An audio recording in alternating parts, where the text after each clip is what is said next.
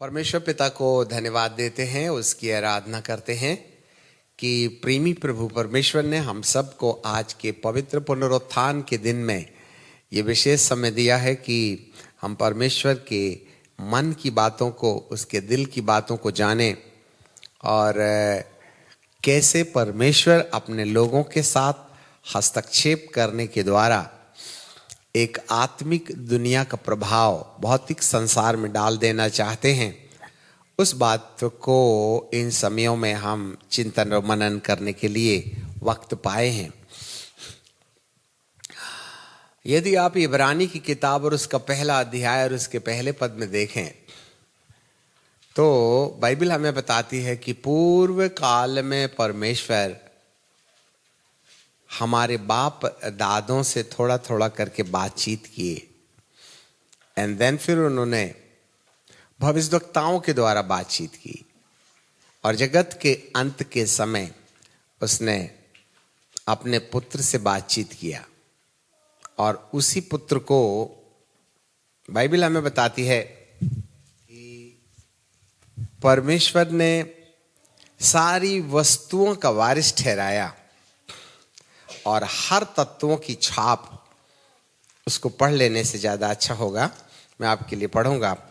पूर्व काल में परमेश्वर ने बाप दादों से थोड़ा थोड़ा करके बातचीत की, भांति भांति से, और भविष्यवक्ताओं के द्वारा बातें करके इन दिनों के अंत में हमसे पुत्र से बातें की और जिसे उसने सारी वस्तुओं का वारिस ठहराया और उसी के द्वारा उसने सारी वस्तुएं की सृष्टि की। वह अर्थात वही वचन उसकी अर्थात परमेश्वर की महिमा का प्रकाश और उसके तत्वों की छाप है और सब वस्तुओं को अपने सामर्थ्य के वचन से संभालता है। सब वस्तुओं को सामर्थ्य के वचन से संभालता है।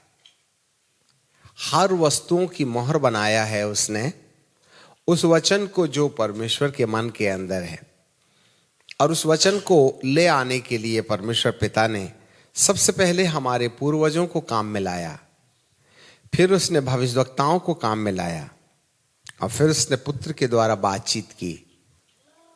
सो ये जो वचन है वो परमेश्वर के मन के अंदर है। द माइंड ऑफ गॉड, परमेश्वर का मन, परमेश्वर की योजना, परमेश्वर का हृदय। और आपको मालूम होवे जब कभी कोई सोचे बिना कुछ काम करे तो सिर वाले हॉस्पिटल पहुंचाया जाता है। परमेश्वर जो भी हरकतें करते हैं भौतिक संसार में आत्मिक संसार का प्रभाव यदि वो पैदा करना चाहते हैं तो उस व्यक्ति वस्तु स्थिति के बारे में कहीं ना कहीं परमेश्वर का मन क्या है उसको समझना बहुत जरूरी होता है। इसलिए पूर्व काल में वो हमारे बाप दादों से बातचीत करता था। सो आज हम एक बाप दादा जिनके द्वारा परमेश्वर ने बातचीत की, हम उनके बारे में थोड़ा सा चिंतन करेंगे। कहानी जैसा जरूर लगेगा परंतु इसके पीछे एक निचोड़ है। उत्पत्ति की किताब में चले आते हैं और उसके 27वें अध्याय में, book of Genesis chapter 27 and verse 1, वहां लिखा है जब इसहाक बूढ़ा हो गया। इब्राहिम के बाद इसहाक। जब इसहाक बूढ़ा हो गया और उसकी आंखें धुंधली पड़ गईं और उसको सूझता ना था, तब उसने अपने जेठे पुत्र एसाव को, बड़े पुत्र एसाव को बुलाकर कहा कि हे मेरे पुत्र। उसने कहा क्या आज्ञा? उसने कहा अर्थात याकूब ने कहा कि सुन, मैं बूढ़ा हो गया हूं और नहीं जानता हूं कि मेरी मृत्यु का दिन कब आएगा। सो अब तू अपना तरकस और धनुष आदि हथियार लेकर के मैदान में जा और मेरे लिए एक हरिण अहेर कर लिया और मेरी रुचि के अनुसार स्वादिष्ट भोजन बना मेरे पास ले आना कि मैं उसे खाकर मरने से पहले तुझको आशीर्वाद दूं। अब ये जो प्लान था इसहाक के अंदर में एसाव के लिए था, क्योंकि शारीरिक रीति से पैदा होने के वक्त एसाव जो है वह या इसहाक का पहला बेटा है। इसलिए बाइबल कहती है सारे पहलौठे मेरे हैं, पहलौठों को मैंने चुना है और पहलौठे मेरी विशेष आशीष का कारण बने हैं। ऐसे समय में पर इसहाक ने अपने बड़े बेटे एसाव को बुलाया और कहा कि मेरे लिए रुचि के अनुसार खाना लेकर के आ, एंड देन मैं तुझको आशीष दूंगा। अब इसहाक बाबा से हमारा एक प्रश्न है, आप खाना खा के क्यों आशीष देना चाहते हैं? पहले देने में प्रॉब्लम क्या है?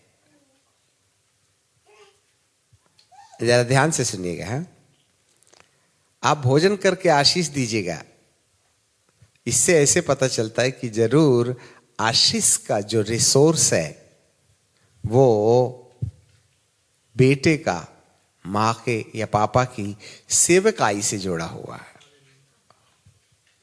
और यदि हम आशीषों की शुरुआत को देखते हैं तो बच्चों के ऊपर जो आशीष पिता की या पूर्वजों की आती है उसका आधार कहीं ना कहीं उनके द्वारा दी जाने वाली भौतिक सेवा है। ठीक है। एसाव अपनी बाण, तरकश, भाला, बिछुआ लेकर के गया और ये बातें रेबेका सुन रही थी कि इसहाक ने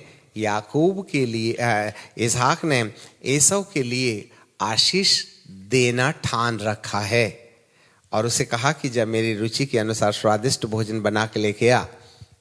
तब रेबेका ने याकूब को एक बात कहा, सुनो, आज तेरे पापा तेरे बड़े भाई को आशीष देने वाले हैं, इसलिए काम करो, तुम जल्दी से एक मेमना लेके आओ और मैं उसको पका देती हूँ, उसको बनाऊंगी और उसको ले जाके तुम अपने पापा को खिलाना और खिलाने के बाद वो जो है तुमको आशीष देंगे, क्योंकि आज तुम्हें अपने पापा से आशीष ले लेना चाहिएगा। ठीक है। तो याकूब कहते हैं नहीं नहीं नहीं नहीं नहीं, मान लो मेरे पापा मुझे पहचान गए तो वो आशीष के बजाय श्राप ना दे दें।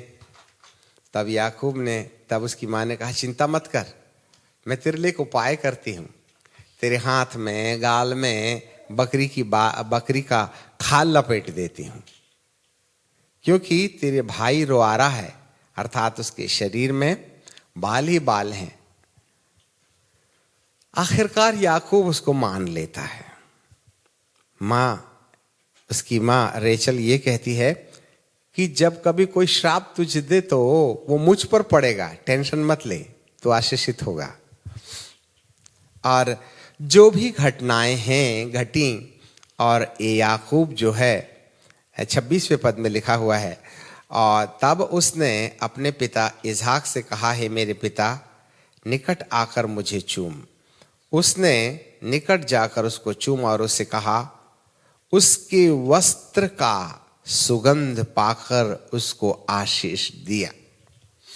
उसके वस्त्र की सुगंध पाकर उसको आशीष दिया।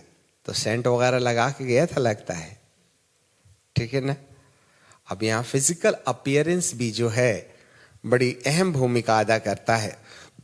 देख मेरे पुत्र का सुगंध तो ऐसे खेत का सा है जिस पर यहोवा ने आशीष दी है। नंबर 1, सो परमेश्वर तुझे आकाश से ओस और भूमि पर उपज से उत्तम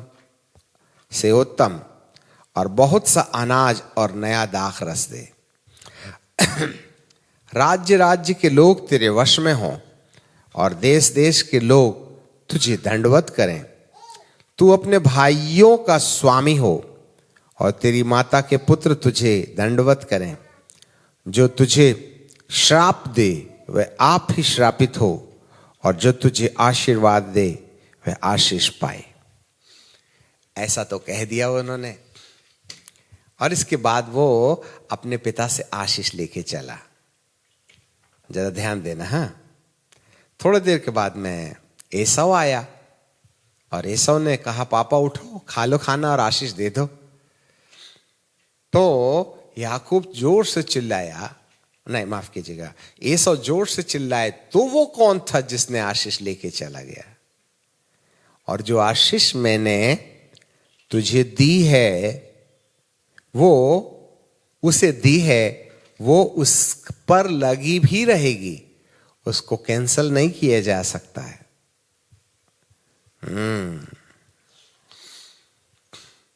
तो जब कभी भी हमारे पूर्वज बुजुर्ग लोग अपने अंतिम पड़ाव में जो बात कहते हैं, उस बात की एक बड़ी वैल्यू होती है। शारीरिक बुढ़ापे के बाद जब किसी बुजुर्ग का नाता धर्मी होने के साथ परमेश्वर से जुड़े रहते रहते वे कहीं ना कहीं परमेश्वर के पक्ष में चले जाते हैं, तब बाइबल हमें बताती है कि वो जो बुजुर्ग है उसका जो नियंत्रण है वो परमेश्वर की विचारों से जुड़ जाता है, और इसलिए जो वो कह देता है वास्तव में वो घटना घटने लगती है। अब इसने आशीष दे दिया। एसाव को पता चला कि मेरे भाई ने 2 बार मेरे साथ अड़ंगा मारा, क्योंकि 36 में लिखा है, उसने कहा उसका नाम याकूब यथार्थ नहीं रखा गया, उसने मुझे 2 बार आड़ा मारा। मेरे पहलौठेपन को तो उसने पहले ही ले लिया था, और अब देख उसने मेरी आशीष भी ले ली है।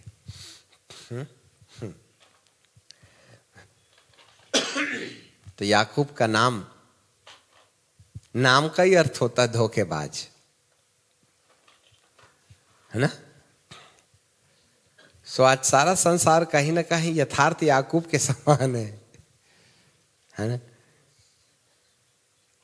धोखे से उसने पहलौठापन ले लिया, धोखे से उसने अपने बड़े भाई की आशीष ले लिया। ठीक है, दोनों जगह उसने आशीष ले लिया। तो ऐसे वाले रास्ते से परमेश्वर की आशीष का लगा रहना थोड़ा बड़ी अजीब और गरीब बात लगती है। फिर भी बाइबल का प्रभु कहता है कि जो आशीष इसहाक ने दिया वह याकूब के ऊपर लगी भी रहेगी। चलिए सर, तब एसाव ने कहा कि कोई बात नहीं, मेरी आशीष ले लिए, मेरे बाप को तो मरने दे, फिर इसका ठिकाना लगाऊंगा। तो पुराने जमाने में माँ बाप के प्रति जो आदर बच्चों के जीवन में देखा गया कि वह जीते जी, अपने पिता के जीते जी अपना प्रतिशोध याकूब से नहीं लेना चाह रहा था, और उसने ठान लिया कि जैसे ही मेरे पिता, जरा ध्यान देना है, जैसे मेरे पिता इसहाक की मृत्यु होगी तब मैं अपने भाई याकूब से मेरी आशीषों के धोखे के साथ ले लेने का बदला लूंगा। और जब ये बात रेचल को पता चली, जरा ध्यान दो, हाँ, जब ये बात रेचल को पता चली, तब उसने कहा एक काम करो याकूब महोदय, तुम जल्दी से ये देश छोड़ के चले जाओ, पापा के जीते जी। ध्यान दो, हाँ, पापा के जीते जी आप ये देश छोड़ के चले जाओ। तब याकूब जो है जाने के लिए तैयार हो जाता है। ठीक है, अब बाइबल हमें बताती है इससे पहले कि वो अपने पिता को, माता को, भाई को छोड़ करके जाए, वो अपने पिता के पास जाते हैं। और 28 अध्याय के पहले पद पर, तब याकूब ने तब इसहाक ने याकूब को बुलाकर यह आशीष दी। अब जरा देखिएगा, तब इसहाक ने याकूब को बुलाकर आशीष दिया। तो पिता को तो मालूम था ना कि याकूब ने धोखे से आशीष ले लिया है, फिर दोबारा आशीष देने के लिए क्या बात है। यहां लिखा है, और आज्ञा दी कि तू किसी कनानी लड़की को ब्याह न लेना, किसी कनानी लड़की को ब्याह न लेना। 15 में मैं अपने भाई, अपने नाना बतुएल के घर जाकर वहां अपने मामा लाबान की एक बेटी को ब्याह लेना, और सर्वशक्तिमान ईश्वर तुझको आशीष दे। जरा देखिएगा किस तरीके से याकूब ने धोखे से आशीष ले लिया, फिर भी इतनी बड़ी बड़ी बातें है ना इसहाक के द्वारा याकूब के लिए कही जा रही है। सर्वशक्तिमान ईश्वर तुझको आशीष देवे, और तू फूल फल कर बढ़े, और तू राज्य की मंडली का मूल हो, और वह तुझे और तेरे वंश को भी इब्राहिम की आशीष दे, और तू उस देश में जिसमें तू परदेसी होकर के रहता है और जिसे परमेश्वर ने इब्राहिम को दिया था उसका अधिकारी हो जाए। ये आशीषें इसहाक ने याकूब को दे दिया। अब बेचारा याकूब ये आशीष लेके चला। अब हमारा एक प्रश्न ये है, जरा ध्यान दो, हाँ, ये कहानी नहीं है, इस घटना के पीछे आत्मिकता छुपी हुई है। तो कहीं भी याकूब के साथ सही रास्ता नहीं अपनाया जा रहा है, फिर भी पिता उसके साथ सही रास्ते से व्यवहार कर रहा है। ठीक है, अब चलिए सर, बाप के दिल में बेटे के प्रति कोई भावावेश के आधार पर आशीष होगी तो होगी, परंतु जब हम आगे चलते हैं तो बाइबल हमको बताती है कि 10वें पद से ना, सो याकूब बेरशेबा से निकलकर हारान को चला। बेरशेबा से निकलकर हारान को चला, और उसने किसी स्थान पर रात में वहीं बिताने का विचार किया, और सूर्य अस्त हो गया था, और उसने उस स्थान के पत्थरों में से एक पत्थर को अपना तकिया बनाकर रखा और उसी स्थान में सो गया। तब उसने स्वप्न में क्या देखा कि एक सीढ़ी पृथ्वी पर खड़ी है, और उसका सिर स्वर्ग तक पहुंचा है, और परमेश्वर का दूत उस पर से उतरते चढ़ते हैं, और यहोवा उसके ऊपर खड़ा होकर के कहता है, मैं तेरे दादा इब्राहिम का परमेश्वर और इसहाक का भी परमेश्वर हूं। जिस भूमि पर तू खड़ा है मैं उसे तुझको और तेरे वंश को दे दूंगा, और तेरा वंश भूमि की धूलि की किरणकों के समान होगा, और पश्चिम पूरब उत्तर दक्षिण चारों तरफ फैल जाएगा। तेरे और तेरे वंश के द्वारा पृथ्वी के सारे कुल के लोग आशीष पाएंगे। वाह! अब परमेश्वर को क्या हो गया यहां पर धोखेबाज के साथ? अब परमेश्वर को क्या हो गया? जिसने किसी भी तरीके से कोई रीति का अनुसरण नहीं किया, परमेश्वर भी वहां पर आ खड़े हुए और इतनी बड़ी बड़ी बात उसको बोल रहे हैं। आकाश के धूलि नहीं, जमीन की धूलि के समान, आकाश के तारों के समान मैं तुझको, और परिचय भी क्या देता, मैं तेरे दादा का परमेश्वर हूं। That means the Jacob was under the plan of God. ठीक है ना? हाँ, अब ये बात जरूर है कि याकूब बाबा ने जिस भी रास्ते का इस्तेमाल किया वो उचित नहीं था। अब परमेश्वर कहते हैं कि मैं तो धर्मी न्यायी हूं भाई, ध्यान दो, हाँ, मैं तो धर्मी न्यायी हूं। तो यहां धर्म मरम का तो पूरा कचरा हो गया है। बाप भी दोबारा आशीष दे रहे हैं और ऐसी वाली आशीष दे रहे हैं कि तेरे सारे भाई लोग जो हैं तेरे अधीन हो जाएंगे, है कि नहीं? उसने श्राप कमाना चाहिए था परिस्थिति के आधार पर, परंतु इसहाक ने उसको आशीष दे दिया। और अब परमेश्वर भी खड़े हैं, स्वर्ग तक एक सीढ़ी उसको दिखाई देती है। जरा देखिएगा, अकेला है बेचारा, अकेला है यहां पर वो, और सिराने में रखा पत्थर, और स्वप्न में देखता है कि कई स्वर्गदूत आते जाते दिखाई देते हैं, और सीढ़ी के ऊपरी हिस्से में स्वर्ग है, और वहां पर पिता परमेश्वर यहोवा खड़े हुए हैं, और मैं तेरे दादा का परमेश्वर हूं और तेरे पिता इसहाक का परमेश्वर।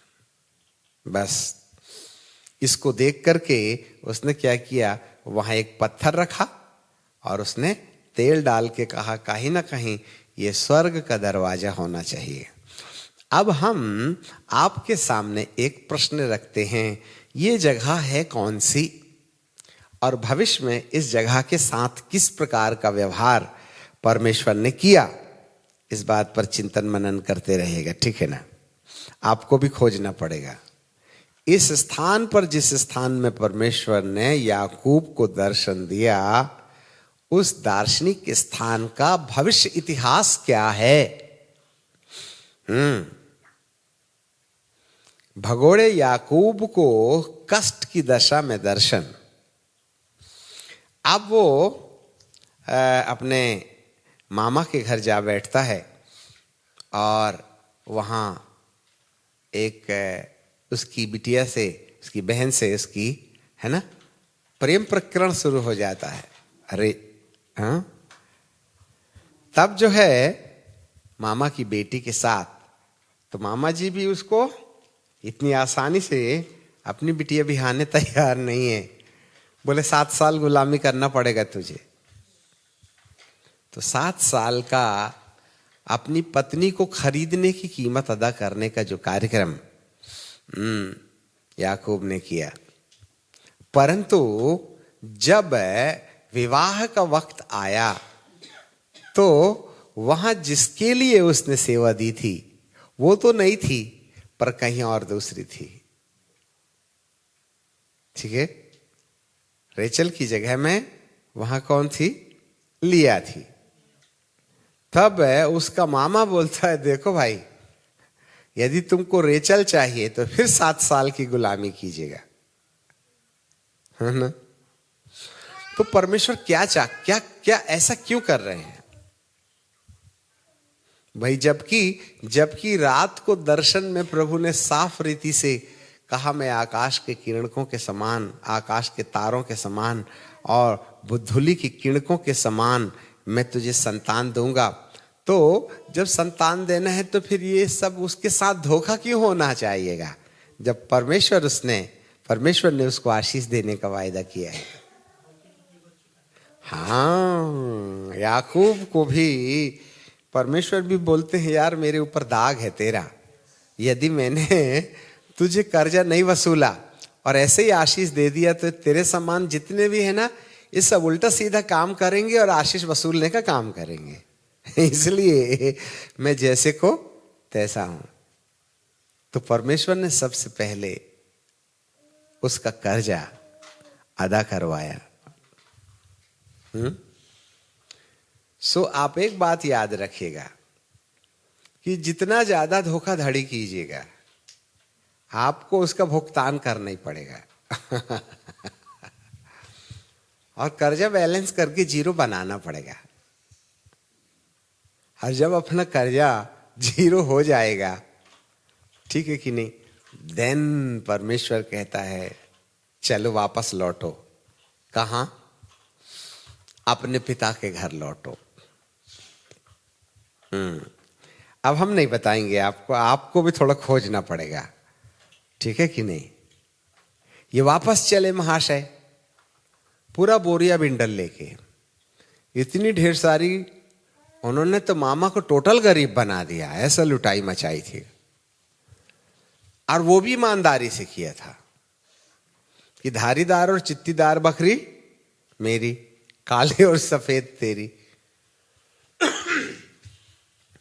तो याकूब महोदय ने क्या किया, बादाम की लकड़ी को काट के लाया और छील छील के पट्टी पट्टी बना के पानी पीने वाली जगह में लगा दिया और उनसे कहा, बकरियों को लेके गया पानी के लिए। तो थोड़ा पानी पीती थी और फिर यूं देखती थी, फिर पानी पीती थी तो देखती थी। उनके दिमाग के अंदर में धारी धारी चित्र बना करते थे। इससे एक नया विज्ञान शुरू होता है, इससे एक नया विज्ञान शुरू हो जाता है। हाँ, कि बकरियां भी जब किसी विशेष चित्र को देखती हैं तो उनके गर्भ के अंदर पाए जाने वाले बच्चों की प्रकृति में बदलाव आने लगता है। इसलिए हर एक व्यक्ति को सपना देखना चाहिएगा, ठीक है ना। तो कई बार हम सोचते हैं हाँ ठीक है, हाँ प्रभु आपको जो देना है दे दो, नहीं देना ठीक है, वो ऐसा है चलेगा। तो प्रभु कहते हैं तेरी बकरी तो दर्शन देख ही नहीं रही है, तो चित्ती धारीदार बकरियां पैदा कैसी होंगी, है ना। सो यह एक विश्वास की बड़ी एक्सरसाइज याकूब के द्वारा किया जा रहा है। हर एक व्यक्ति को अपनी जिंदगी के अंदर में पशुओं के साथ परमेश्वर विश्वास योग्य रहे। तो हम तो आदमी हैं, हमें परमेश्वर के वचन के अनुसार बेहतर कल्पना करना चाहिएगा, बेहतर कल्पना करना चाहिएगा, ठीक है ना।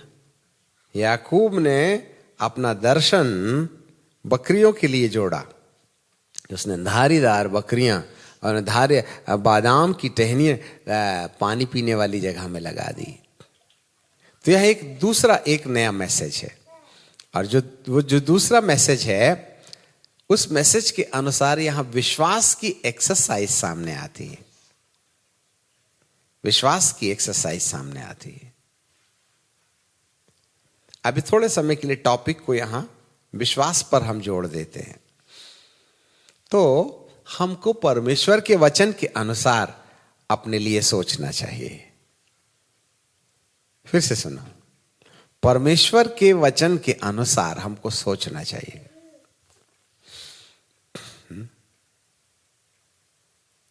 हमारी जो कल्पनाएं हैं उसका आधार परमेश्वर का वचन हो और हम उसको देखना शुरू करें और हम उसका अंगीकार शुरू करें। तो जब हम शुरुआत में साइकिलों में सेवा किया करते थे, जब हमारा विवाह हुआ तब हमारे पास स्कूटर वगैरह कुछ नहीं थी, मम्मी को हम साइकिल में ले जाते थे। और हमने कभी किसी से हमको मोटरसाइकिल चाहिए बोल करके कोई लंद फंद उपाय निवेदन प्रार्थना है, तो हमारे फादर इन लॉ के पास में एक पुरानी वेस्पा हुआ करती थी। हमको ऐसा लगा कम से कम यही दे दे तो अपन उससे काम चला लें, पर वो भी नहीं दिए उन्होंने हमको। तो ऐसे समय में हम सोचा करते थे कि एक दिन हम अपनी सेवकाई में ऐसा ऐसा करेंगे, हम एक जमीन खरीद लेंगे, फिर उसके बाद में हमारे पास ये होगा वो होगा। हम सोचा करते थे कि एक दिन, उस समय हम कहा करते थे कि एक दिन हमारे दोनों बच्चों के पास, मामा मम्मी के पास, हमारे पास, सबकी अपनी अपनी अलग अलग कलर की कार होगी। तो वो कहते थे साइकिल को तो ठीक करा लो, फिर कार की बातें करना। तो लोग मुंह में हाथ रख करके हंसा करते थे और बाद में कहते थे सर ये फेकोलॉजी वाला संदेश बंद करो, ठीक है कि नहीं। तो आज मेरा मानना है हमारे पास में अलग अलग व्यक्तियों के पास अपनी अपनी अलग अलग कार है, एक्स्ट्रा है। तो कहने का मतलब ये हो गया कि बकरियां जब कोई चीज देखती हैं तो उनके दिमाग के अंदर बने हुए चित्रों से उनके गर्भ के अंदर प्रतिक्रिया शुरू हो जाती है। प्रभु यहां कुछ दिखा रहे हैं और ये इसलिए हो रहा है क्योंकि परमेश्वर ने याकूब को आशीष दी है। याद रखिएगा, याकूब को परमेश्वर ने आशीष दी है, उसके पिता ने आशीष दी है, परमेश्वर पिता ने आशीष दी है।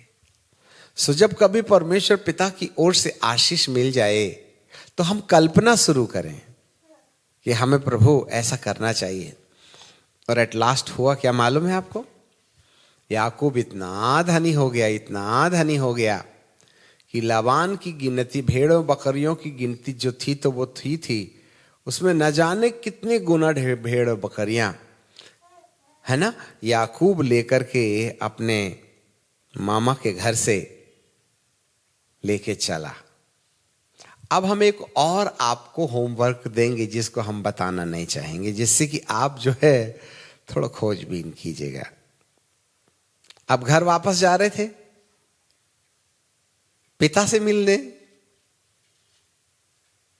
और एसाव को भी पता चला मेरा भाई आ रहा है, तो 300 युवाओं को लेकर के या एसाव भी चला आ रहा था।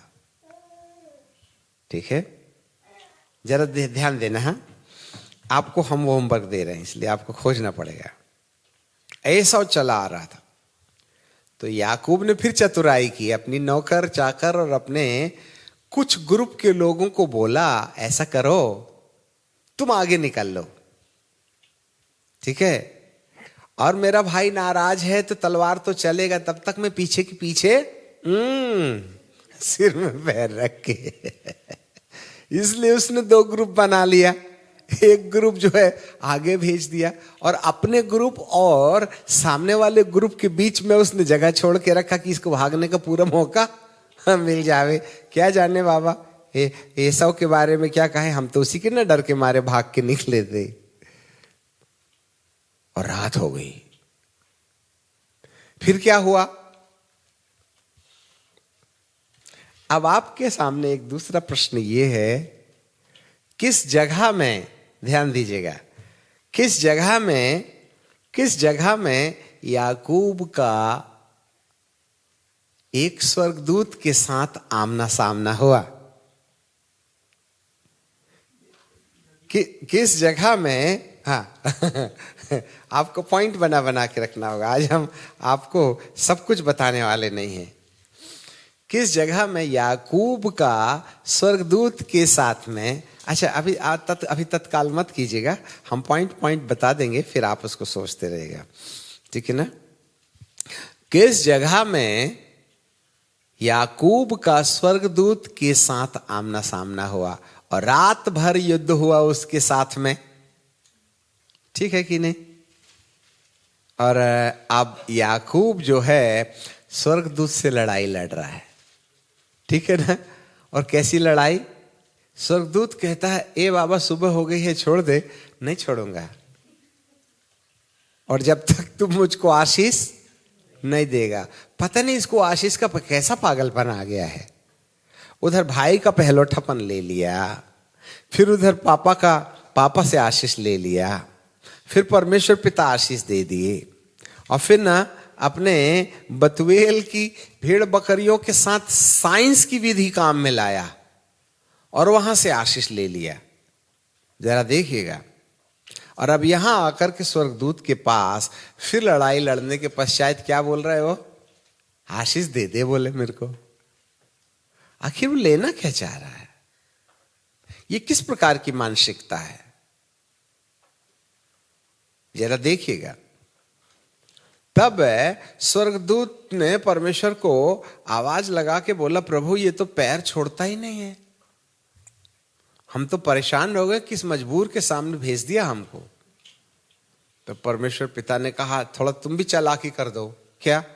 नस दबाओ, जीत तो सकते हो नहीं तुम उससे, ठीक है। उसने जांग की नस दबा दिया। दर्द के मारे फिर याकूब ने छोड़ा, और उसी वक्त स्वर्गदूत ने उसका नाम इज़राइल रख दिया। वंडरफुल। तो हमारा भी नाम बदलना चाहिए एक दिन। जब तक हमारा नाम नहीं बदलेगा अपन प्रभु के काम में देरी करेंगे। परमेश्वर ने कई लोगों के नाम बदले थे। भुआ नरगिस का नाम बदला, पतरस रख दिया। सो यहां पर याकूब का नाम इज़राइल रख दिया, ठीक है। 2 इनकाउंटर हुए। Listen me carefully. पहले इनकाउंटर में भगोड़ा होने के बाद परमेश्वर ने उसको जो आशीष दी, जिसके परिणाम स्वरूप वह भौतिक रीति से इतना संपन्नशाली व्यक्ति बन गया, जिसमें उसके पास सब कुछ थे। उसके पास पत्नी एक नहीं अनेक, पत्नी, नौकरानियां, बच्चे, भेड़, बकरी, गाय, बैल, ऊंट। गए थे ये थैला लेके हैं और पूरा कारवा लेके आ रहे हैं। ये पहला इनकाउंटर है जब प्रभु किसी व्यक्ति को भौतिक आशीषों की संपन्नता देते हैं, जिससे कि वह आशीष का मूल होने का कारण प्रमाणित करते हैं। परंतु जो दूसरा इनकाउंटर था, उस दूसरे इनकाउंटर के अंतर्गत पिता पर याकूब के साथ स्वर्गदूत की जो लड़ाई लड़ी जाती है, वो जो लड़ाई है, उस लड़ाई के अंतर्गत उसका नाम बदल दिया जाता है। So we need the two kinds of anointing, two kinds of divine encounter. पिता के द्वारा दी गई आशीषों को जो शब्दों में हैं, उसको व्यावहारिक रूप में बदलने के लिए हमको पिता के साथ सामने आमना सामना होना चाहिए।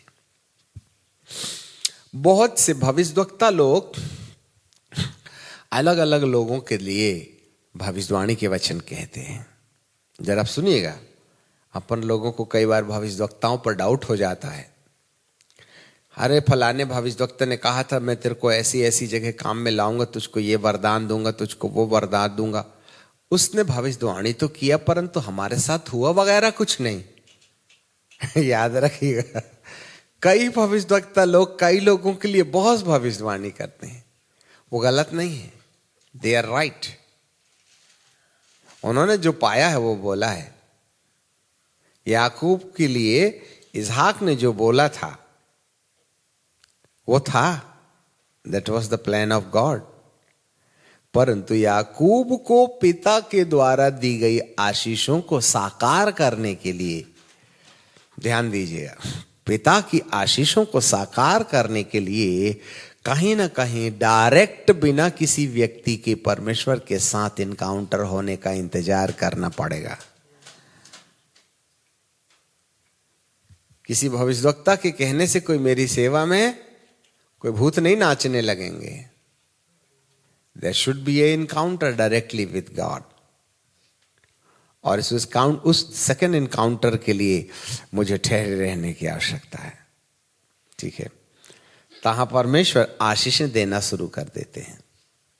नंबर 2, जब उसने भौतिक आशीषों का कारवा लेकर के अपने पिता के घर लौटने का, परमेश्वर ने उसको बोला जा अपने घर में, अपने पिता के घर में वापस लौट जा।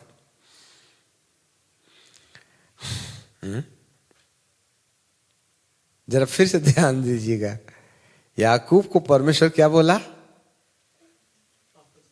बाप के घर जाओ। बाप के घर तो जाना पड़ेगा, बाप के घर तो जाना पड़ेगा, क्योंकि भाई का दिल कैसा है?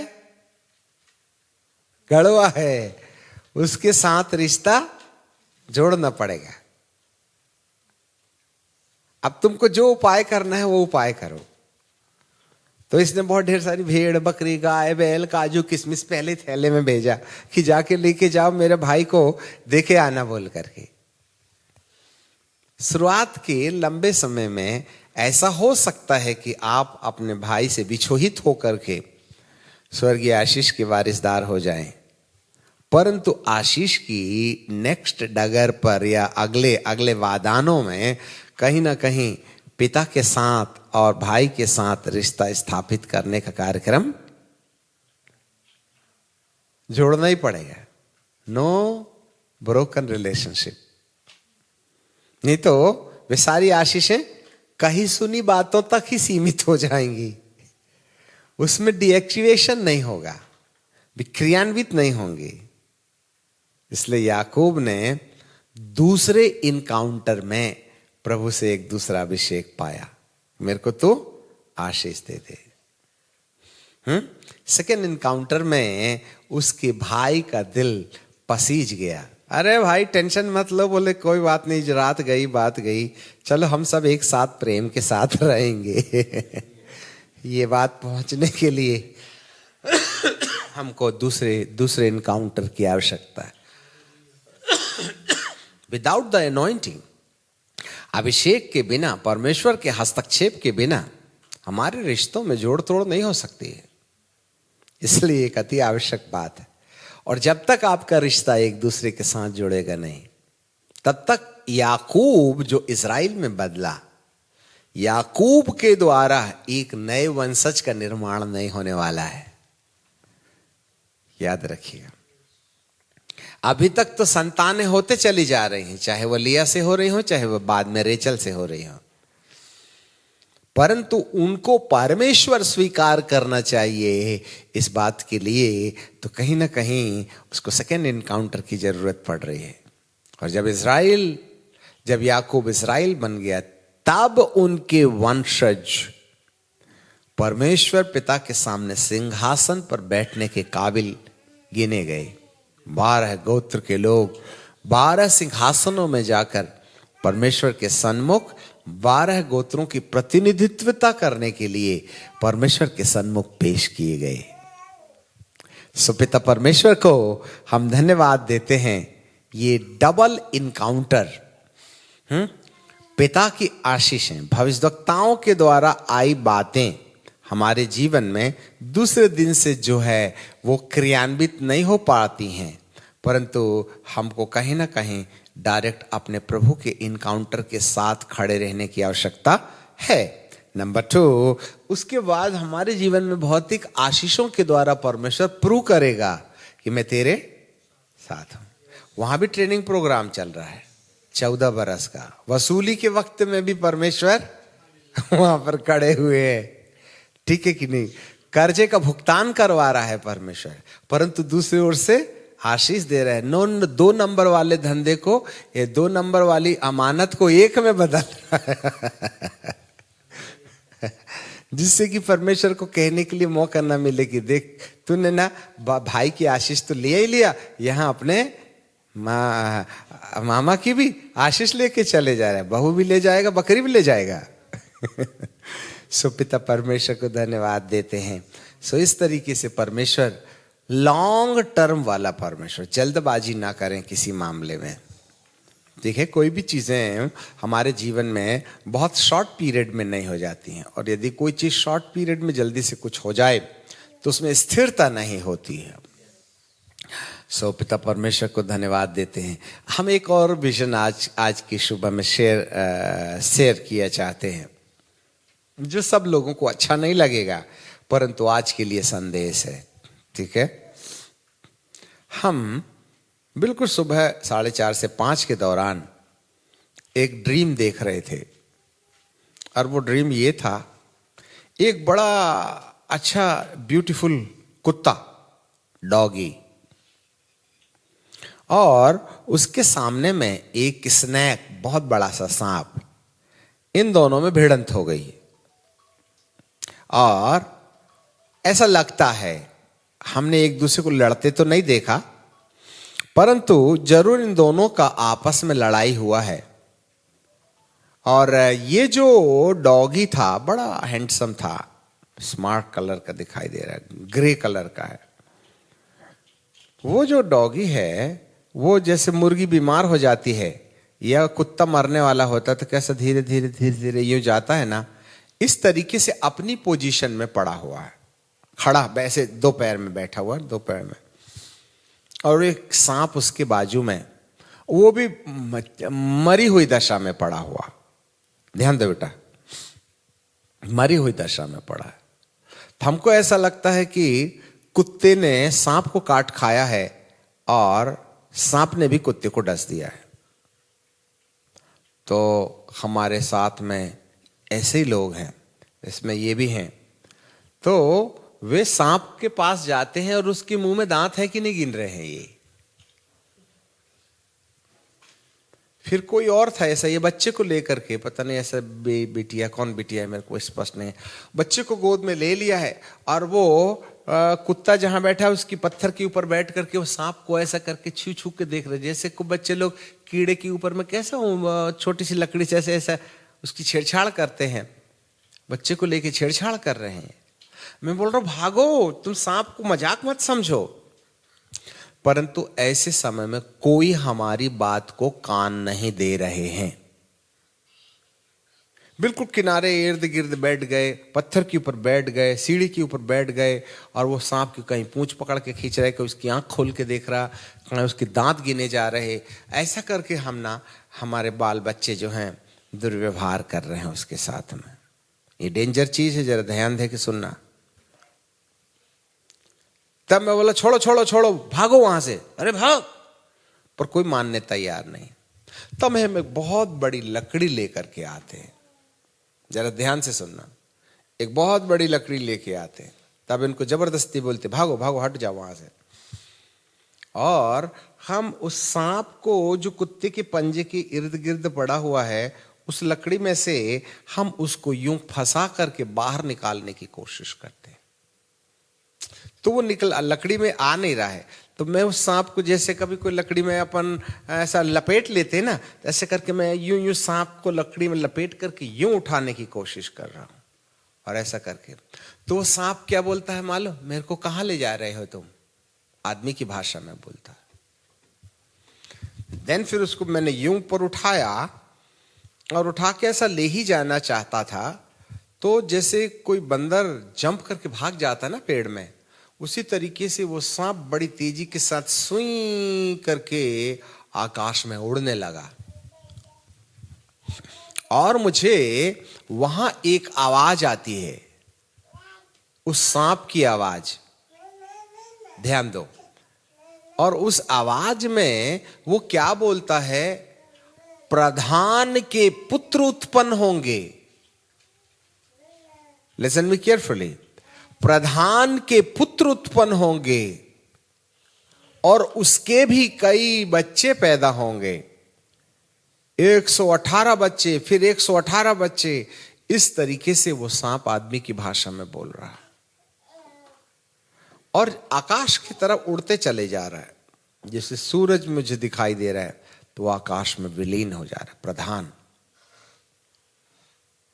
तो हमारा परमेश्वर जो है परम प्रधान है, परंतु यहां पर वो अपने आप को प्रधान का पुत्र बताता है। और प्रधान के पुत्र का मतलब होता है एंटी क्राइस्ट। तो सुबह हम 5 बजे से उठ गए और फिर चिंतन कर रहे थे कि प्रभु इसका क्या अर्थ है, इसका निचोड़ बता के हम समाप्त करेंगे। आपको मालूम है कि आज लोग ख्रिस्त विरोधी तंत्र सिस्टम के प्रति, मैं गैर मसीहियों की बात नहीं कर रहा हूं, हम मसीही लोग बिल्कुल लापरवाह पड़े हुए हैं, बिल्कुल लापरवाह पड़े हुए हैं। और उस लापरवाही के कारण से हम उसके साथ छेड़ कर रहे हैं, छाड़ कर रहे हैं। वो तो भला हुआ कि उसने किसी को काटा वगैरह नहीं, इसने किसी कोई तकलीफ नहीं दी। तो मैं बोला इतना खतरनाक जीव उसने तकलीफ क्यों नहीं दिया, किसी को काटा वगैरह क्यों नहीं, पूंछ वगैरह क्यों नहीं मारा उसने। तब बहुत सुबह की चिंतन के बाद हमको यह समझ में आ गया कि तुम सोचते हो कि मैंने तुमको काटा नहीं, मैंने तुमको पूंछ नहीं मारा, परंतु मैं तो अपना काम ऑलरेडी करके चला गया तुम्हारे लिए। क्या तुम जो अभिषिक्तों की बात नहीं सुन रहे हो, तुम जो प्रेरितों की बात नहीं मान रहे हो, वही मेरा काम है कि मानना वगैरह मत, नहीं तो तुम परमेश्वर के करीब चले जाइएगा। Deny the word of God, it's my strategy to demolish your right relationship with God. परमेश्वर के साथ तुम्हारा एक उचित रिश्ता नहीं होना चाहिए, यही मेरी राजनीति। और मैं इसलिए आया हूं, मैं काटने पीटने नहीं आया। मैं तुमको तुम्हारे परमेश्वर के साथ आत्मिक रीति से नहीं जोड़ने दूंगा। जरा ध्यान दे लेना, तुमको व्यस्त करके रखूंगा काम में, काज में, नौकरी में, चाकरी में, व्यापार में, प्रचार में, इसमें उसमें इसमें उसमें। और हमको ऐसा लगेगा कि हम परमेश्वर के लिए भारी कुछ काम कर रहे हैं, जबकि इसका परमेश्वर से कोई लेना देना नहीं है। जरा ध्यान दीजिएगा। तो वो हमको क्या कर देता है? गुनगुना बना देता है। न गर्म रहना न ठंडा रहना। दुआ भी मत करना, चलते फिरते कर लेना। तो तेरी भी आत्मा को शांति मिली, किया तो था, है ना। ज्यादा आत्मिक नहीं बनने का, नहीं तो मेरे को इचिंग शुरू हो जाएगी। इस तरीके से आज भारी मात्रा में विश्वासी जगत को कोमा में डाल दिया है प्रभु, अंधकार की सत्ता ने। एक और दूसरा दर्शन स्टीफन ने देखा था, परंतु उसको आज हम ना बता पाएंगे क्योंकि वो एक लंबा चौड़ा है। तो इन दिनों में मनुष्य के अंदर परमेश्वर के साथ सही आत्मिक रिश्ता हमारा नहीं बनना चाहिए। हमारे पास परमेश्वर की संगति में एनफ टाइम आत्मिक रास्ते से नहीं होना चाहिए। ये उसकी स्ट्रेटेजी है और यही उसकी सफलता है। गर्म होगा तो परमेश्वर रखेगा, ठंडा होगा तो उसको बचाएगा।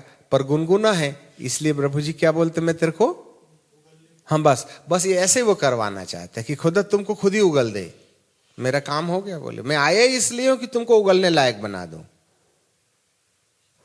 लिसन मी केयरफुली, मैं आया ही इसलिए हूं कि तुमको तुम्हारे ही बाप के द्वारा उगलने लायक बना दूं मैं।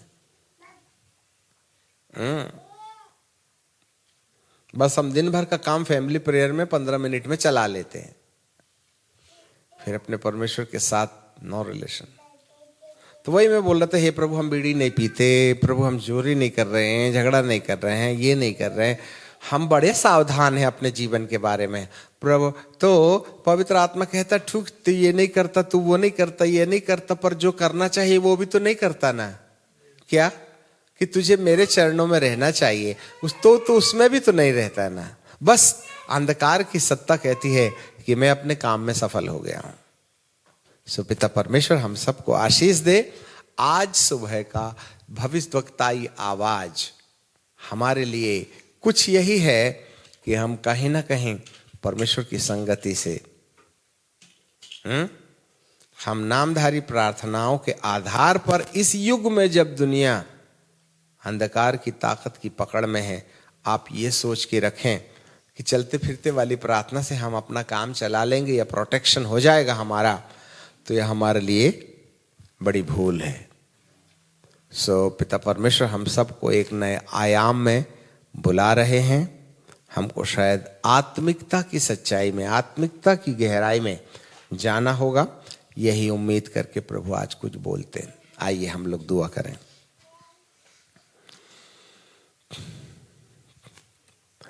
सनातन सनातन काल के विराट परमेश्वर, हम आपको धन्यवाद देते हैं, आपकी आराधना करते हैं।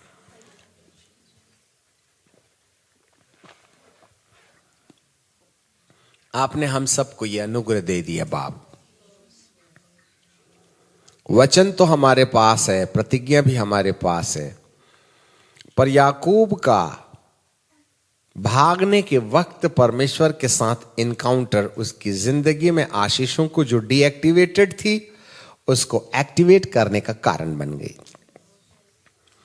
फिर याकूब का सेकेंड इनकाउंटर स्पिरिचुअल पर्पस को अपने जीवन में पूरा करने के लिए, फिर जो दूसरा इनकाउंटर वहां हुआ, आए पिता, तब उसका नाम इजराइल में बदल गया।